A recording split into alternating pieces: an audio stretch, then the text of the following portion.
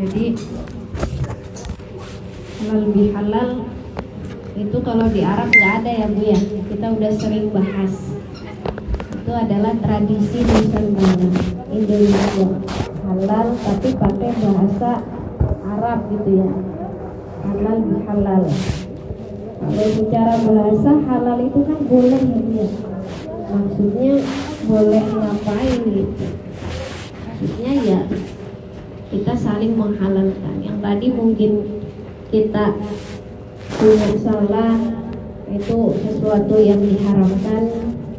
Kita pernah menzolimi orang lain, menyakiti orang lain, sesuatu yang diharamkan oleh Allah. Kita sama-sama menghalalkan. Jadi bukan saya saja yang menghalalkan kesalahan atau mungkin kekhilafan, tapi kita sama-sama. Karena halal bihalal ini ada dua arah, bukan hanya satu arah. Jadi kalau saya minta halalkan kepada Ustazah Aam, berarti saya maafin Teh Aam juga maafin saya. Yang tadinya renggang jadi kembali silaturahim dekat.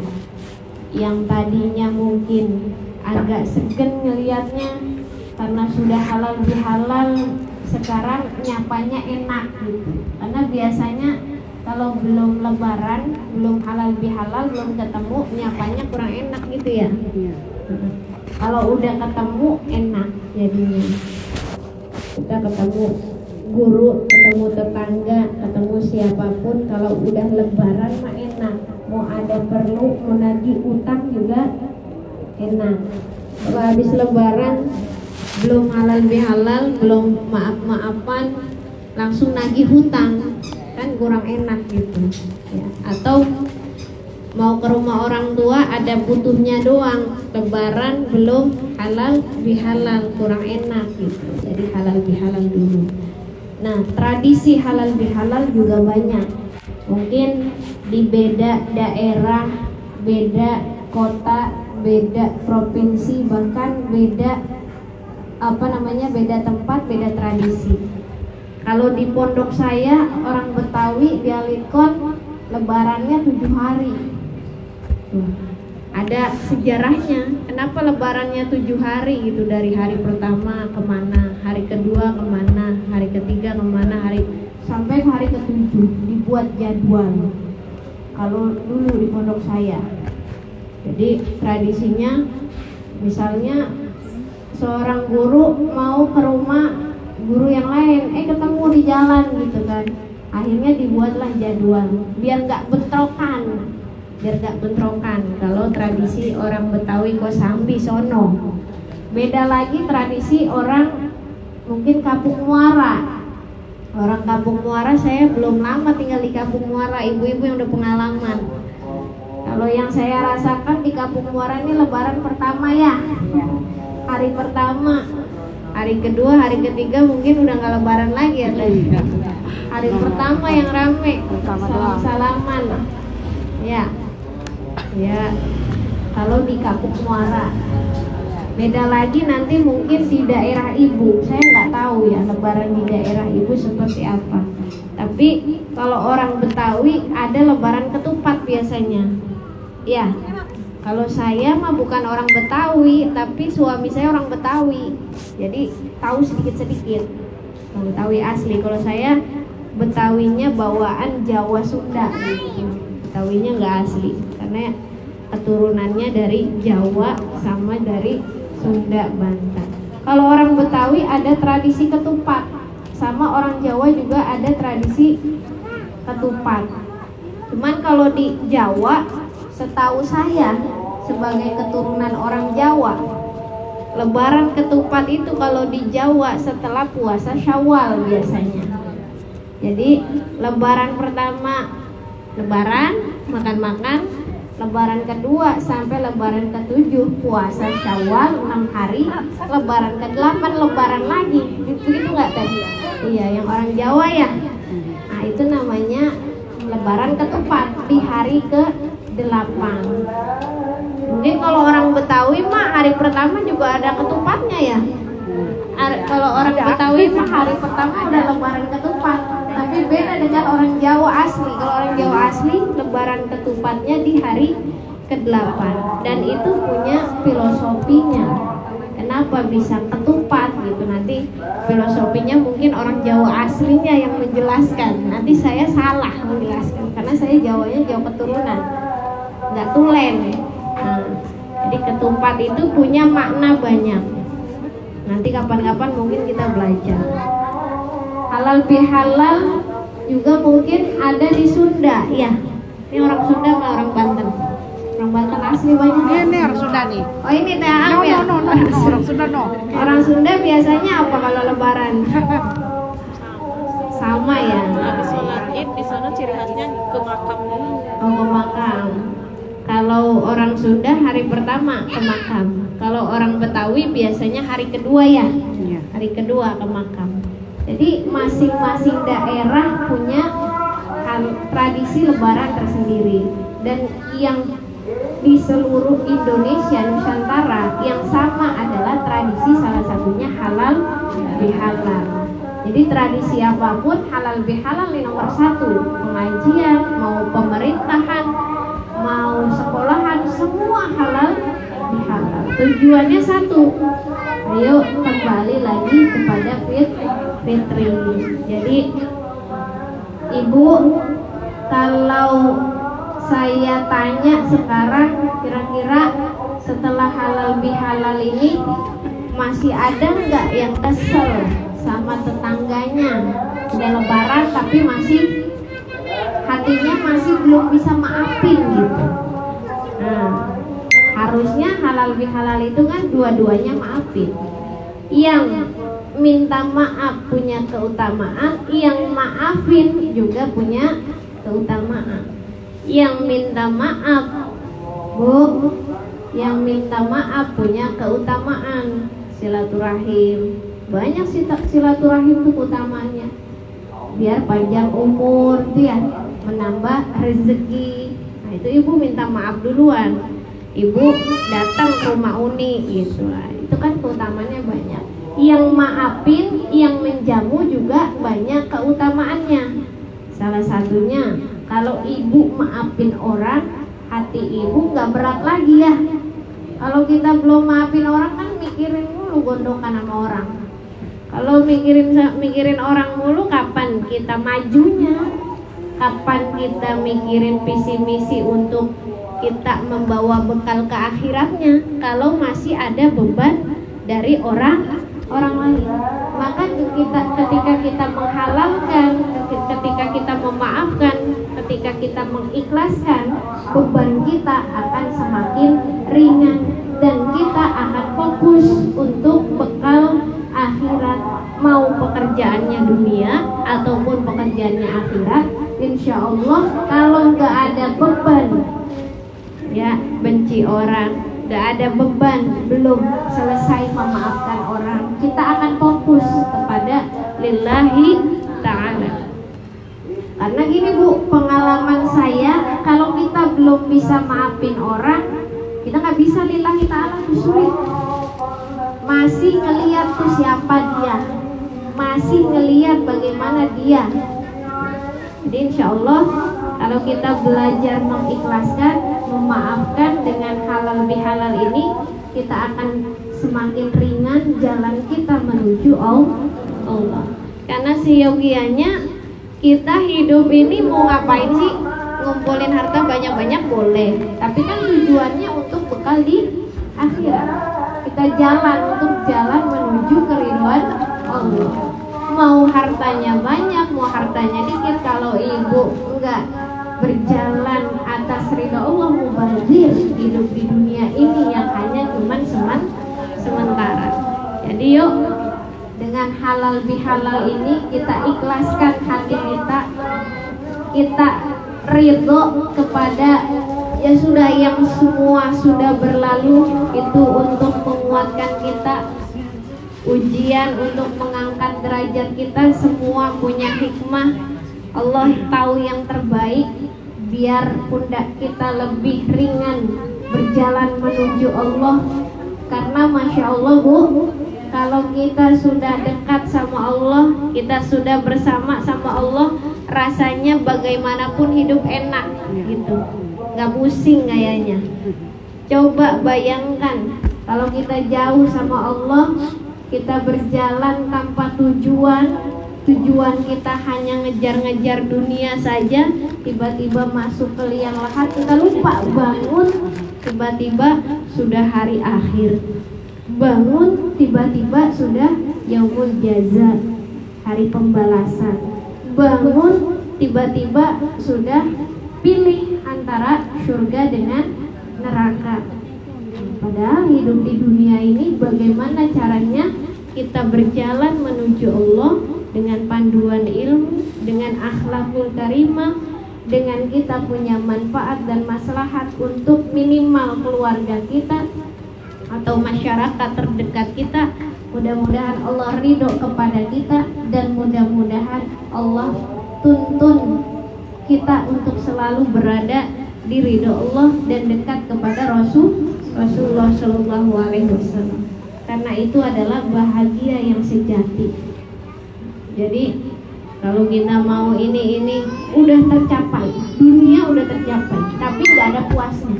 Padahal kita sudah cukup. Alhamdulillah makan. Dunia memang harus dikejar. Jadi sesuai dengan firman Allah kan, wabtaghi fima ataqallahu darul akhirah wala tansa nasibaka minad dunya. Kita cari tuh bagian kita di akhirat, cari ridha Allah. Tapi wala tansa nasibaka minad dunya. Jangan sampai kita lupa terhadap dunia kita. Kita ibadah, tapi jangan sampai lupa ibu kesehatan itu. Jangan sampai bergadang ibadah tahajud 1000 rakaat lupa tidur. Akhirnya sakit. Boro-boro 1000. Puasa seumur hidup misalnya. Paling sedikit paling 2 apa 4 gitu udah. Iya, akhirnya lupa kesehatan. Jadi ada poin-poin yang memang dunia itu juga kita maksudkan untuk kendaraan di akhirat. Karena tidak bisa dipungkiri, ibu juga kalau ibadah nggak punya duit, kira-kira tenang nggak? Enggak. Tenang. Maka dunia akhirat ini harus seimbang. Iya. Sholat tahajud, sholat duha, tapi aduh belum makan, gitu kan? Pikiran nggak? Aduh anak belum makan. Pikiran. Jadi dunia kita niatkan untuk kendaraan di akhirat, untuk bisa kita ibadah dengan tenang. Kita cari akhirat, tapi jangan sampai kita lupakan dunia. Selanjutnya ibu-ibu ini masih Syawal. Tanggal berapa ya?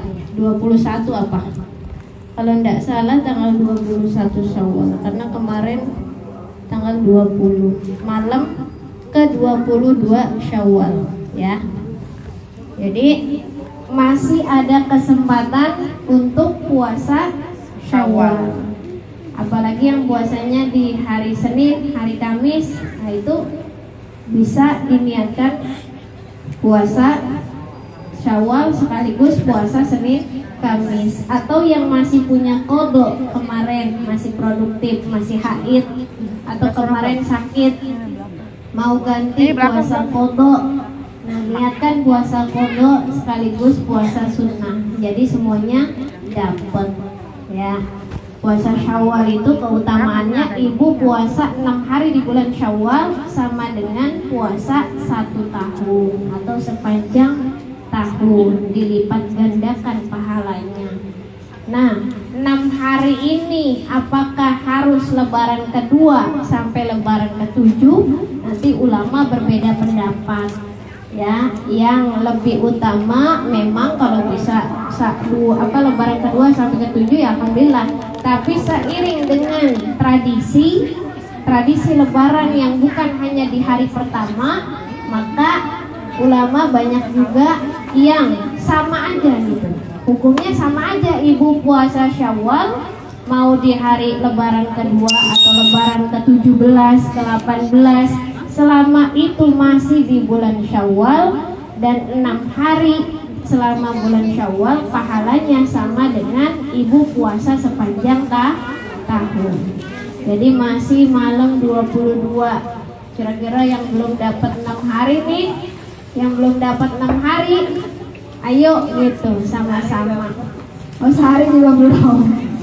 Iya. Sehari juga belum. Iya, masih bisa kok, ini kan malam 21 22. Masih ada 8 hari tuh. Iya. Iya, paling enggak kalau nggak bisa 6 hari, 1 hari lah minimal gitu. Iya. Nah, kalau nggak bisa puasa Syawal tadi sehari juga belum Neng gitu ya. Gimana dapat puasa niat pahalanya dapat sepanjang tahun gitu, 1 tahun. Nah, saya juga baru tahu nih kemarin saya halal bihalal di pimpinan pusat Muslimat NU, Ibu Khofifah Indar Parawansa menjelaskan bahwa puasa Yaumul Bid itu yang 3 hari tengah bulan itu juga pahalanya seperti 1 tahun, puasa 1 tahun. Bahkan baginda Rasulullah SAW, amalan sunnah yang tidak pernah ditinggalkan oleh baginda salah satunya sholat rawatib, sholat witir, dan juga Yaumul Bid selain Senin Kamis. Nah, jadi ibu-ibu kalau nggak dapat puasa Syawal sekarang 6 hari nih, ibu-ibu masih punya kesempatan. Habis bulan Syawal di mana?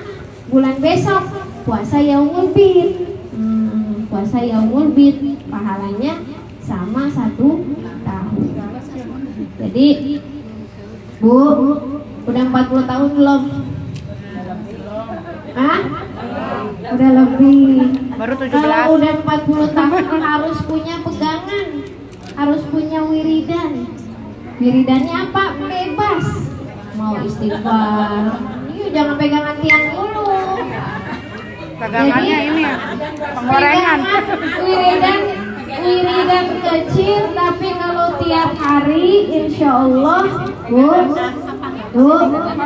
wiridannya kecil. Cuman astagfirullah, cuman Allahumma sholli ala sayyidina Muhammad, cuman sallallahu ala Muhammad, cuman subhanallah, cuman walhamdulillah, wala ilaha, kecil. Tapi kalau setiap hari itu banyak faedahnya. Makanya al-istiqomah khairun min alfi karomah. Istiqomah itu lebih baik daripada 1000 karomah. Ibu-ibu kalau lagi di rumah daripada bengong mau tidur, daripada bengong ya, mau tidur daripada menghayal yang macem-macem, pegang tuh tasbih. Karena pengalaman saya kalau tidur nggak megang tasbih, ngayalnya macem-macem. Tapi kalau pegang tasbih ingat lagi nih, oh iya, astagfirullah, oh baru sedikit nih, oh iya. Jadi kalau mau tidur coba istiqomah. Kalau susah pagi abis subuh susah mau tidur dah, kadang kan kita mau tidur susah kan, nggak langsung pules kan, pegang aja tasbih. Habis wudhu tiduran pegang tasbih, ya sholawat dulu atau istighfar dulu, minimal tiap hari kita kan harus istighfar dulu. Astagfirullahaladzim, kalau mau ditambah astagfirullahaladzim wa atubu ilaih. Kalau bisa 99 tuh sampai tasbihnya habis. Kalau nggak bisa ya 33. Kalau nggak bisa juga ya udah 3 kali. Kalau nggak bisa 3 kali ya udah sekali minimal. Habis istighfar ngapain lagi? Sholawat. Allahumma sholli ala sayyidina Muhammad wa ala ali sayyidina Muhammad. Terus tuh, kalau bisa 99. Kalau nggak bisa 33. Kalau nggak bisa iya udah 3 kali. Kalau masih nggak bisa 1 kali. Orang kalau pegang HP aja scroll HP bermenit-menit bahkan 1 jam nggak kerasa. Cuman istighfar paling 15 menit udah berapa puluh itu. Udah ngantuk ya, tidurnya dalam keadaan istighfar. Masya Allah, ketika mati kita matinya dalam keadaan bertaubat, berzikir kepada Allah, husnul khotimah walaupun di atas ranjang. Jadi alhamdulillah, Masya Allah. Tahu-tahu besok nggak bangun kan? Tahu-tahu bangun udah di alam kubur. Nah, tapi alhamdulillah walaupun ibadahnya pas-pasan, ya masih suka malas, tapi ada yang diistiqomahin gitu. Mudah-mudahan itu mengundang keridhaan Allah. Habis istighfar, sholawat, lanjut lagi khatmil Quran. Kalau nggak bisa satu Quran, baca Al-Ikhlas tiga kali, tambah Al-Falaq sekali, Anak sekali. Kalau masih belum bisa tidur, tambah lagi. Apalagi? Tasbih, Subhanallah, walhamdulillah, wala ilaha illallah, wallahu akbar. Mau tambah lagi, belum tidur lagi, ayat kursi, tambah lagi boleh. Yasin juga belum sampai selesai itu udah tidur. Coba kalau nonton TV, nonton YouTube, nonton HP, sejam 2 jam nggak tidur tuh, kuat matanya. Memang setan itu lebih menyenangkan daripada zikir kepada Allah gitu. Jadi yuk, kita sudah 40 tahun kita belajar, ada amalan sedikit tapi istiqomah. Udah 60 mulai, siap-siap, udah mau masuk kemana tuh? Iya. Jadi perjalanan menuju Allah itu sebenarnya kalau kita setapak demi setapak tapi istiqomah nggak gitu berat kok. Iya. Coba ibu kalau dari muda kayak gitu udah jadi wali Allah udah. Iya. Tapi nggak apa-apa, alhamdulillah udah tua, udah masih ingat dikasih hidayah sama Allah, tahu. Coba kalau udah mati di alam kubur baru ya Allah kenapa dulu enggak ya gitu kan, malah tambah nyesel. Sekarang alhamdulillah Allah masih ingatkan kita, gitu, masih kasih jalan.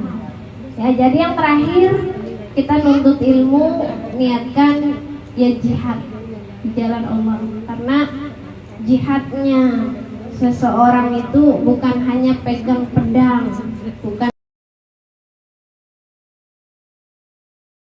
tapi salah satunya dengan menuntut ilmu. Jadi selama ibu terus istiqomah kita nyari ilmu dimanapun itu, insya Allah ketika kita meninggal dalam keadaan husnul khotimah. Yang susah itu istiqomahnya, ya. Jadi mudah-mudahan Allah berikan taufik pertolongan, karena bagaimanapun Allah yang mau kita ada di sini. Jadi bukan karena kitanya rajin, tapi Allah yang kasih hati kita, Allah yang kasih kekuatan kepada kita untuk kita bisa belajar. Dan yang ketiga terakhir, ibu-ibu, Bu. Jadi ada hadis Nabi yang mengatakan, ini saya catat, dari Abu Hurairah, hadis riwayat Muslim. Innallaha la yanzuru ila ajsamikum wala ila suwarikum, walakin yanzuru ila qulubikum. Jadi lagi-lagi Bu, innallaha, sesungguhnya Allah, la yanzuru, tidak melihat, tidak memandang, ila ajsamikum, kepada jasad-jasad kalian, kepada tubuh kita nih, mau cantik mau jelek gitu ya, mau sempurna apa enggak sempurna, Allah enggak pandang itu. Mau kita kekurangan atau kita kelebihan, Allah enggak pandang itu. Wala ila suwarikum, Allah juga enggak pandang wajah kita, rupanya cantik atau jelek, hitam atau putih, enggak, Allah enggak pandang itu. Walakin yanzuru ila qulubikum, akan tetapi yanzuru nih Allah pandang ila qulubikum, kepada hati-hati kalian. Bu, jadi kalau ngaji hatinya dibenerin. Kan ibadah kita ibadah nih, ibadah masih yang kelihatan insya Allah ya, tapi ternyata yang susah itu adalah menata hati untuk ikhlas, menata hati bagaimana caranya untuk Allah ridho kepada kita, menata hati bagaimana caranya bukan karena siapa-siapa, bukan karena dia, bukan karena siapapun, tapi satu-satunya hati kita kalau bisa apapun yang kita kerjakan adalah karena Allah. Nggak apa-apa deh kalau awal-awal mengaji karena tetangga nggak enak gitu ya, atau karena masa depan pengajian ada majelis taklim nggak ngaji gitu, nggak apa-apa. Tapi Allah pandang hati kita. Coba niatin kita ngaji, kita jihad kepada Allah, itu karena Allah. Lama-lama karena Allah. Tapi jangan disalah artikan juga bahwa mentang-mentang Allah nggak pandang rupa kita, Allah nggak pandang jasad kita. Ibu pakai baju tidur gitu ke pengajian atau pakai apa nih? Yang ini kan ya tank top atau apa? Legging. Legging. Apa legging maksudnya? Panjang. Maksudnya ini loh apa sih? Tuh yang mini apa tuh? Rok mini. Bukan rok mini. Oh. Apa sih namanya tuh anak muda? Saya Tahu sekarang dah. udah jarang. Nggak pernah pakai. Iya. Tank top. Tank top mau banget. Jangan.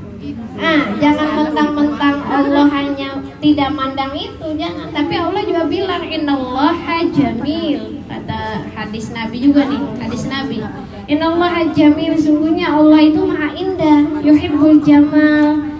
Dan dia mencintai keindahan. Artinya ibu ngaji bangun tidur ileran gitu kan, belum cuci muka, belum wudu gitu. Ya jangan juga. Artinya walaupun Allah nggak pandang itu, kan kita biar nyaman. Allah cinta kepada yang indah. Ya indah itu paling nggak bersih. Masa ileran gitu kan, belum wudu, belum cuci muka langsung. Iya, baju udah seminggu nggak dicuci. Ya